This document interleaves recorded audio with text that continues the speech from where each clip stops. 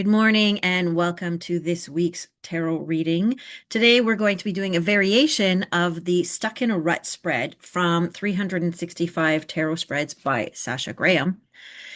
The variations that we've been looking at are deeper explorations into the purpose of the rut, how to get out of the rut, and why now kind of thing. So next week we're going to be looking at why now? What is the rut trying to kind of teach us now that we've become aware and named that we're stuck in a rut? This week, the variation that we're going to be doing is looking at ways to explore and to move lovingly from the rut into a new and expanded path. Because a lot of times the rut happens because we're ready to switch gears, we're ready to change, we're ready to expand and explore new possibilities. And either we're unaware of how we're missing the opportunities that are there, or we're afraid, right? Change. You hear this all over the place. Change is scary. Change is terrifying. When we look at where the world is changing and how the world is changing, there's so many of us that are caught up in fear and worry about what's going to happen because it's so unpredictable. And no one has this definitive roadmap, right? Because if you did, if you were given that, if you do this, this is going to happen, then what's the point of doing it? Because part of the experiment of life, part of the challenges of life is to just accept that we don't know the answers. And until we make changes, until we make choices, we are just going to basically be stuck in inertia. So the question that I'm going to be shuffling into the cards today is, what is the most loving and supportive way to get out of this current rut? Now, you can be experiencing several ruts at the same time. So if you do feel that you're stuck in multiple areas, try to focus on, before we get into the reading, which rut is the one that's coming forward the most? Is it relationships? Is it finances? Is it your health? And kind of focus on that because that's the one that's making the most noise is the one that needs your attention first and may actually provide solutions to help get you out of the other ruts that you may find yourself in. Trying to get out of all the ruts all at once will just lead to chaos. So it's really important that we make sure that we are doing what we need to do in order to get out of the rut that we need to get out of at this time. So I'm going to shuffle this up. There are 8 cards in today's spread, and we shall see what the cards bring. Shuffle them, pick our cards.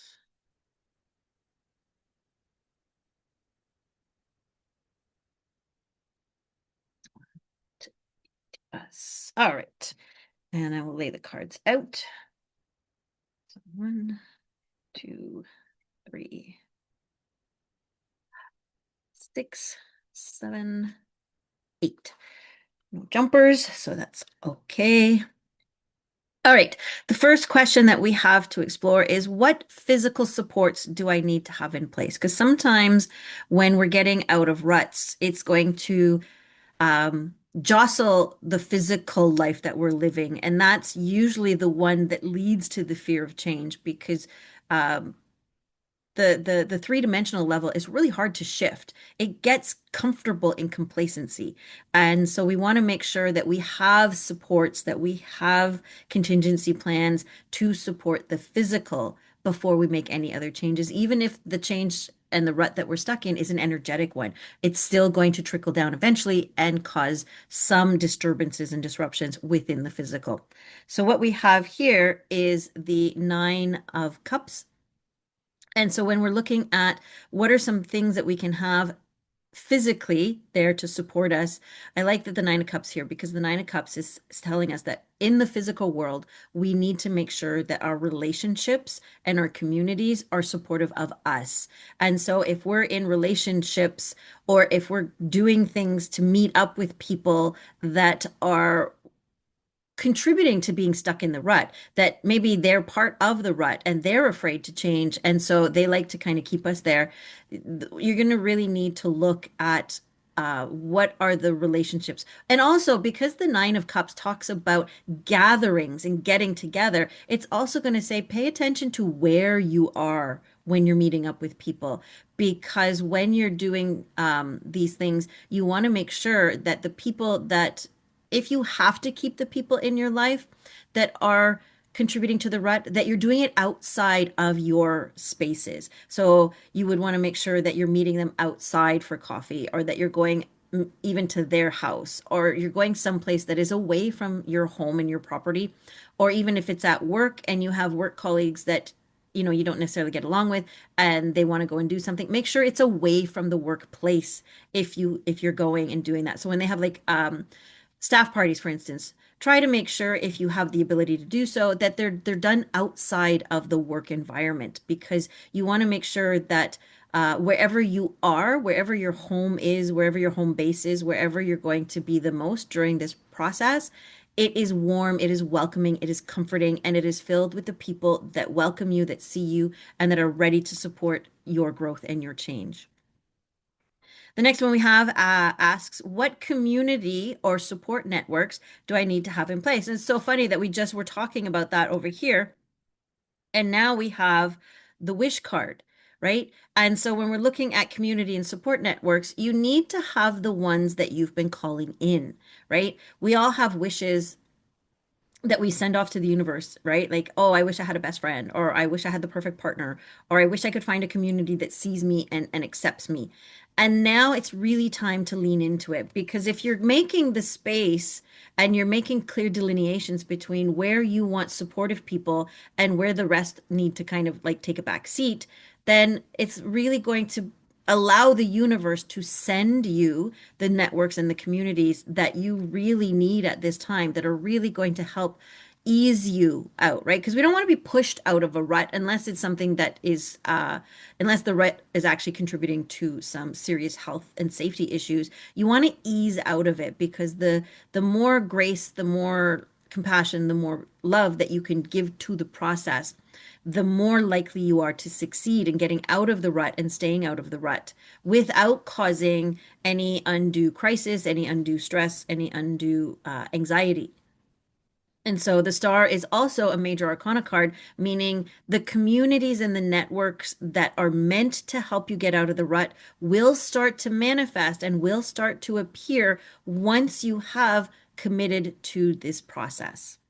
So that's also important too, right? Like, because the universe is always there, always has an answer for us. And it's how open and willing are we to take it. And so spend some time maybe thinking about communities, and really try to envision not the community that you want, but the feelings that you want to feel when you're with your right people. The next question we're going to look at is, what emotional supports do I need to have in place? So now we've looked at physical, we've looked at community, and now we're going to look at emotional.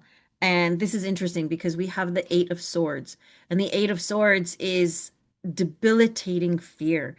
It is self-entrapment, because what we do is we allow our fears to really rein us in, to cage us in, and to keep us small, even though the brain is thinking, or all of these strategies are thinking we're keeping you safe. What they're doing is they're keeping you small, because uh, humanity is meant to expand, it's meant to improve, it's meant to grow. And as long as we allow fear to keep us small and restricted, we end up in situations like we can see around the world, where there's a lot of pettiness, there's a lot of jealousy, there's a lot of um, fear, right? That means, if you have something that I want, then I'm afraid of you and I have to do something about it. And what's interesting is when we're asking about what emotional supports do we need to have in place, and this is the card that's coming up, what we need is we need the emotional support to help hold our hand as we face our fear. We don't need the emotional support to clear the fears for us. We're the ones that have to face our fears, but it's okay to have some support there with us, whether this is therapy, whether this is a trusted community or network, especially, if the universe is going to be sending us a community and a network, it's leaning in. And one of the things I like about this is it's kind of like steps, right? So if we look at, sorry about the back and forth, but if we look at creating those safe, comfortable, loving, supportive spaces for us and leaving everything else outside, and the universe saying, you know what, hun, I got you. I love you. I'm gonna send these people to you. Then they're the people that will help us to face our fears. They're the people that are going to show us how we can unlock ourselves, right? Because if you're given people that are going to tell you what to do, how to do it, what you need to do, or what you should do, these are not the people that you want right now. You want the people that are going to empower you to make the choices for yourself, because only when we make choices for ourselves and only when we understand the role that things are playing in our lives can true change happen, right? I like to kind of use this example. If you have someone, for instance, who's a smoker, they will only stop smoking when it's right and good for them. You can tell them all you want. You need to stop smoking. You need to stop smoking. But as long as there's something that they're gaining from it, that they're getting from it, and it's not, and they don't want to stop, they won't. You know, they'll end up being the ones that they'll tell you that they've stopped and they're off smoking kind of in secretly behind closed doors or behind your back or whatever, right? So it the emotional supports need to be there to support you to face the fears of whatever is behind the rut.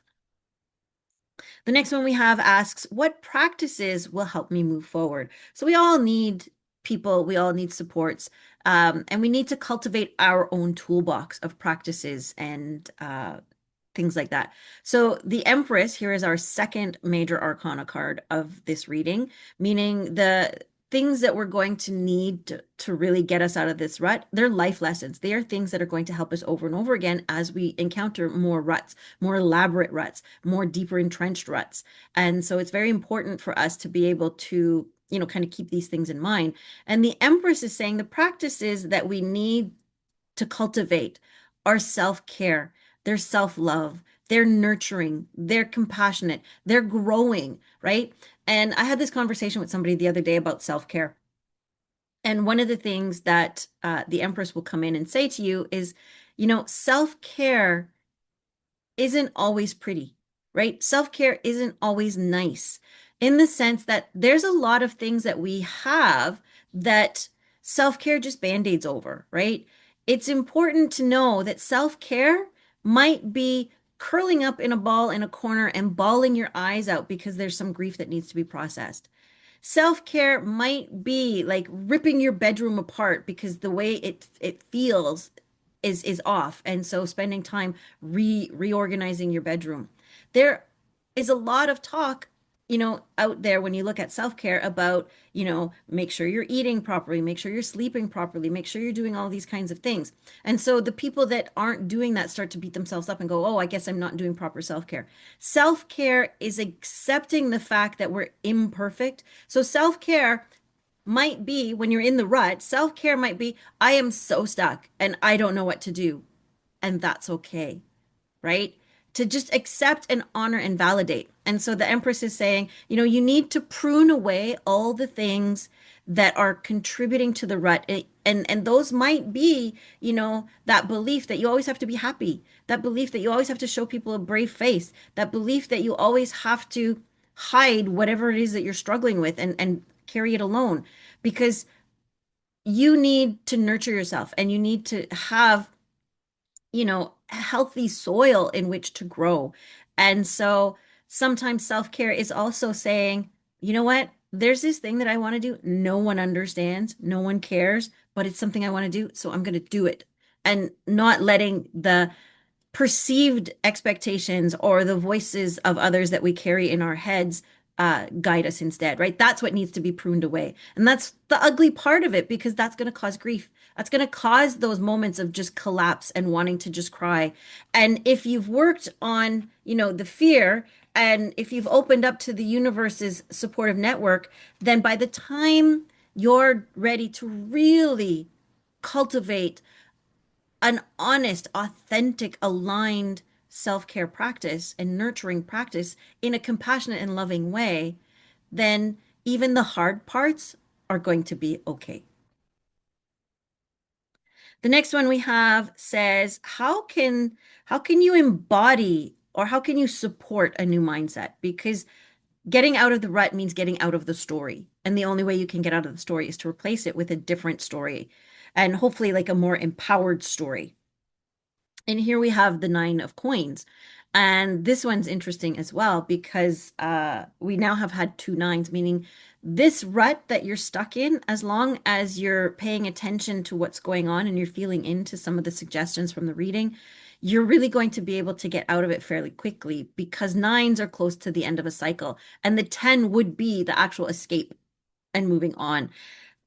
The nine of coins is saying, there's a few things that you need to have in place physically, first of all, right? You need to make sure that you have the resources, that you have the energy, that you have the spaces really that you need because coins is all about our physicality, right? It's all about the three-dimensional world.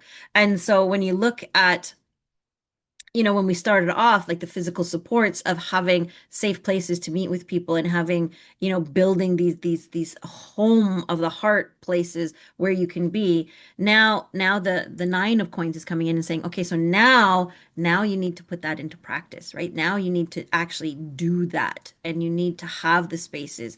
So part of it is making sure that your home feels warm, feels safe, feels inviting, feels luxurious. And I say that not in the sense of like the richness of you have to have a lot of rich things in your house.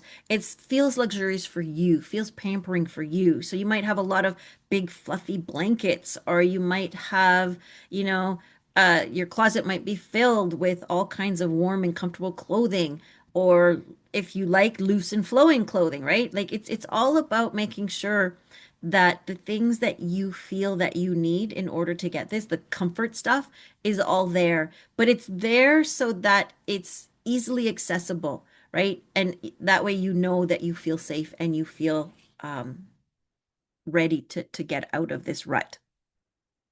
The next one we have asks, how can you best support your energy during this time?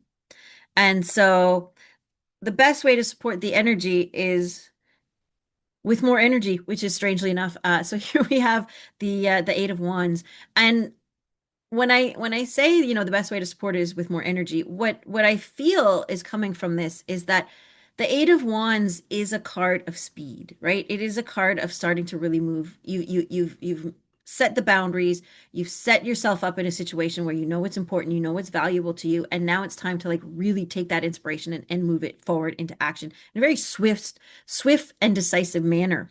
And so when you're looking at getting out of the rut and you're asking, like, how can I best support my energy during this time? It's to stay moving and it's to stay focused on getting out of the rut, right? Like, so making sure that whatever you're doing has forward momentum to it. That if you're changing habits, if you're changing patterns, if you're changing hobbies, if you're changing relationships, that you're doing them quickly and you're doing them in a way that's moving you forward, where you can feel confident that that's what's happening, right? You don't want to be moving forward and saying, "Oh, well, I know that when this rut one of the things that's keeping me stuck in this rut is when I sit at home and watch TV. And so instead of sitting at home and watching TV, I'm going to go for a walk for about 20 minutes and then come home and maybe sit and watch TV, right? Like you're going to do it in small steps, but you're going to do it so that there's always a little bit of a change towards where it is that you want to go and what it is you want to do, so that you can sit there at the end and say, wow, that was a lot faster than I thought it was, because you want to move faster than your fear can trap you, right? So you want to be making these decisive choices and moving around and saying, okay, I'm going to move faster, then that's going to allow me to move. Next, we have, what loving actions can you take to put you solidly on this new path? And we always want to make sure that when we're working on any kind of self development or self improvement, that there's action steps that we put into it. And so we're asking kind of like, what is a next step? What is something that we can do? And interesting that we're going to go back a little step, right? So we've gone from the Eight of Wands down to the Seven of Wands. But in this sense, in this situation, it makes perfect sense, because here we have, we're speeding up, we're moving forward. And when we do that, when we make changes, we need to make sure that the actions that we're taking are to keep our boundaries in check, right? Because we want to make sure that whatever the boundaries are that we're setting around our desire to get out of this rut isn't going to be compromised by the demands of others, by the views of others, by the judgment of others. So we want to be able to say, like back here, this nice glowing spot behind him, that's the new place we're going. That's where we want to be. That's out of the rut. Down here, as you can see, it's down here. So that's deep down in that rut, right? Like that's the groove. And that's these people coming up and saying, we don't want you up there because if you're up there, then that means you're either going to leave us or we have to come up to meet you. And that's the boundary that you're going to be setting, right? You want to set that boundary that I'm not coming back down. This is where I am. This is how far I've come. I've climbed up all this way. So here's your eight, right? Like here's the eight, the little steps that the eight is, and it's constant movement upward. And so you want to come in and you want to say, this is where I am and this is where I'm going to stay. And so the actions that you're going to take are going to be actions that keep you high up. You're going to stay in integrity. You're going to stay authentic. You're going to stay in the story that you're creating, right? So if your rut story is I am overweight and I'm not healthy, and no matter what I do, I'm just going to stay here. And so I'm not going to make any changes. Then this step might be, you know what, maybe I'm overweight, but I can make changes by doing, going for a walk after dinner. I may still have some health concerns, but you know what? I can do a little bit of research and I can find something that I can add to my diet. I might, right? And so as you're going up, you're creating these new things. And so this might be the people going, "Hey, let's go out and sit around and eat chips and watch TV." And you're like going, you know what? I'm going to go for a walk first, right? You want to make sure that you're sticking to those. Or you might say, "Oh, you know what? We're going to sit around and watch some TV. I'm going to bring something healthy to snack on." Or whatever it is, right? Like kind of fill in the blank to basically whatever your rut story is. And the last one we have is what stories, habits, or mindsets am I ready to leave behind? And this kind of goes tidying up like what we were just looking at. And of course, we have death, right? And death is the third major card that we've had today. And this one is all about transformation. It is all about saying what you need to leave pretty much everything behind that's connected to this rut. So if it's we'll use the health example again, right? Um, you need to leave all the stories behind that are disempowering, right? Because change takes time, for one, and even the butterfly doesn't come popping out of the cocoon, right? Like even when the butterfly, it takes a long time for it to eat its way out of the cocoon, and then it has to sit on the cocoon for hours to allow its wings to expand and dry before they become strong enough that it can fly away. And that's what death is saying. It's saying you're in a transformation, and so every story, so if we go back to this one, every story, every little piece of story that you create a new boundary around, you need to leave that story behind. So every step that you go up, you need to leave that behind. And even though he's up here and looking down, right? He's not going back down. He's looking at it and saying, like, that's the kind of corpses, for lack of a better term, because we're dealing with the death card, those are the corpses of everything that kept me in the rut. And those are the corpses of everything that I'm leaving behind. And you want to grieve what you're leaving behind. You want to grieve everything. And you want to leave behind also the story of failure, right? To say, wow, I'm here now and it took me this long. I could have done this so much easier, like so long ago, but I didn't. And look at all the time I've wasted. All of that needs to be left behind. It needs to be sent off to the universe. That energy that you had, it needs to be released from you. It needs to be released and sent off so that it can be, kind of purified and reused for someone else or some other project that the universe has in store.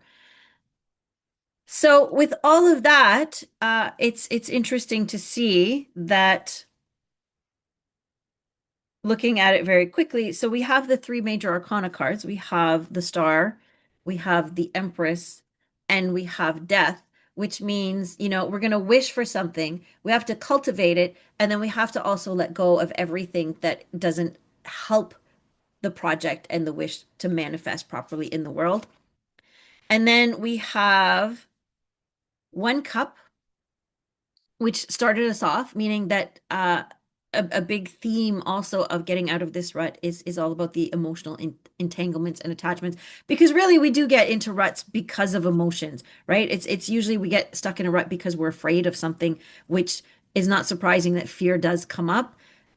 Also, it is the only sword card that we have. So the only thing that's stopping us from communicating our goals and for being able to have that clear vision is our fear. So if we can clear the fear away, then we'll be able to really see what needs to be cut out. You know, and then we have one pentacle, meaning that really the disruption in our lives, in our physical lives, is not going to be as much as we think it is.